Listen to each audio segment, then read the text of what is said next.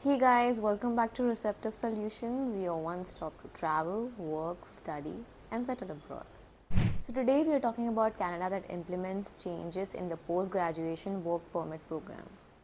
Under the updated regulations, students must now provide their language proficiency proof while submitting their PGWP application. Also essential for candidates to meet the general eligibility and physical location requirements.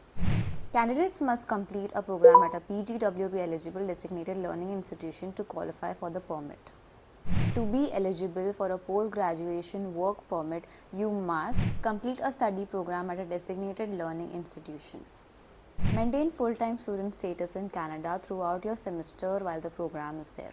There are some exceptions to the full-time requirements, such as studying part-time in your final semester, taking an approved leave from studies, switching to part-time studies or stopping studies between March 2020 and the fall semester of 2020 due to COVID-19 related issues. Additionally, you must apply for your PGWP program within 180 days of graduating, and your study permit must have been active at some point during this 180-day period. This was some news about Canada, and we will keep updating you guys with more such information. So stay tuned and don't forget to like, share and subscribe to our channel.